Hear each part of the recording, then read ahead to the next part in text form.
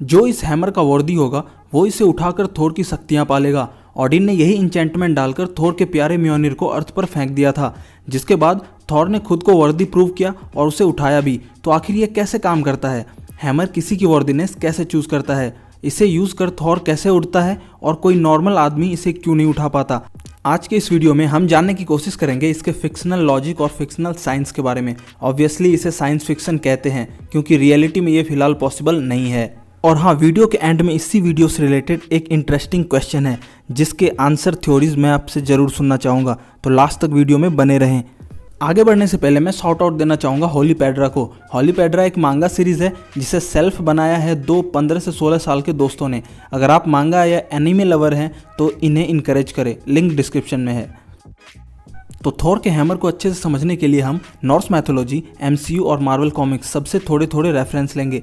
तो बात करते हैं नॉर्स मैथोलॉजी की, जहां थोर तूफान और बिजली का देवता है। उसके हैमर को ड्वार्फ्स, एट्री और ब्रोकर ने डेड स्टार यानी खत्म होते तारे से बनाया था, जिसके कारण उसके हैमर का इतना वेट है कि उसे थोर के अलावा कोई और नहीं उठा सकता।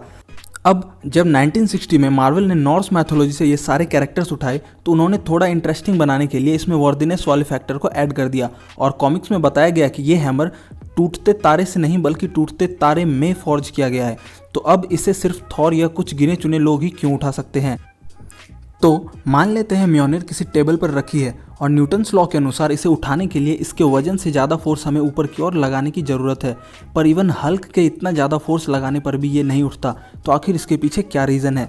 मार्वल कॉमिक्स के इंडिस्ट्रक्टिबल हल्क इशू 8 में ब्रूस बैनर यानी हल्क ने कहा कि जब भी कोई इस हैमर को ऊपर उठाने के लिए फोर्स लगाता है तो ये हैमर और भी अधिक फोर्स नीचे की ओर लगाने लगता है। यहाँ ब्रूस ने इसके पीछे रीज़न बताया कि स्पेशल पार्टिकल्स ग्रेविटॉन्स का। जैसे मूविंग इलेक्ट्रॉन्स अपने चारों ओर इलेक्ट्रिक फील्ड बनाते हैं, वैसे ही ये ग्रेविटॉन्स अपने चारों तरफ ग्रेविटेशन फील्ड क्रिएट करते हैं, जिसके कारण हैमर का वेट कभी बहुत भारी और कभी बहुत हल्का हो जाता है किसी के वर्दीनेस को देखकर। वैसे इस वीडियो को देखने के बाद तुम में से कोई इस पर रिसर्च करने मत लग जाना, क्योंकि ग्रेविटॉन एक फिक्शनल हाइपोथेटिकल कंसेप्ट है। रियल में ऐसे पार्टिकल्स अभी तक डिस्कवर नहीं हुए हैं। दूसरा सवाल, थॉर इस हैमर को यूज़ कर कैसे उड़ता है? तो जैसे कि हमने पहले देखा कि म्योनिर ग्रेविटॉन्स नाम के पार्टिकल्स एमिट करता है, जिससे हैमर का वेट घट या बढ़ सकता है। थॉर उड़ने से पहले इसे बहुत ज़ोर से घुमाता है और वेट चेंज होने के कारण इसके मोमेंटम बहुत तेज़ी से बढ़ जाते हैं। थॉर इसे कुछ पल के लिए छोड़ता है और जैसे ही हैमर आगे जाने को होता है थॉर उसे पकड़ लेता है और उसके मोमेंटम के साथ साथ उड़ता जाता है।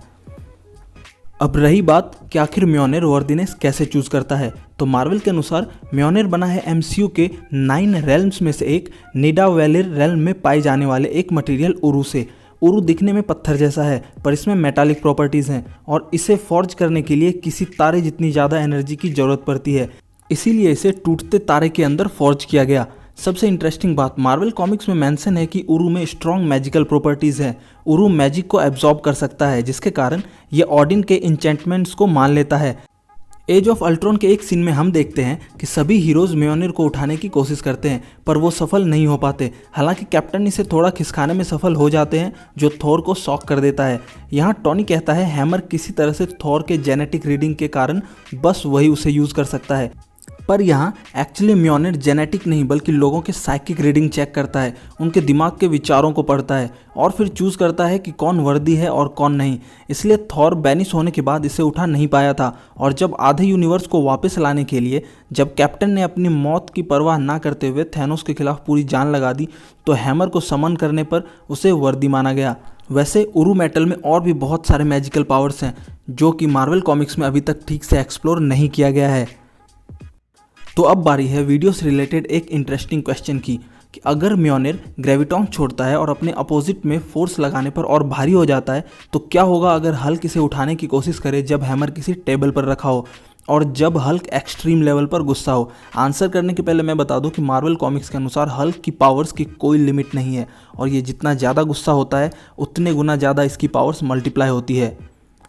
आपके अलग अलग थ्योरीज़ को सुनना बहुत ही इंटरेस्टिंग होगा। प्लीज़ कमेंट्स करें, मैं इंटरेस्टिंग कमेंट्स को अपने कम्युनिटी पोस्ट में फीचर करता रहूँगा। सो आई होप कि आपको ये वीडियो पसंद आई होगी। ऐसे ही और कंटेंट के लिए चैनल को सब्सक्राइब करें और दूसरे वीडियोज़ के लिए हमारी प्लेलिस्ट जरूर चेक करें। मेरा नाम है Gulshan and you are watching Comicsopedia. See you again.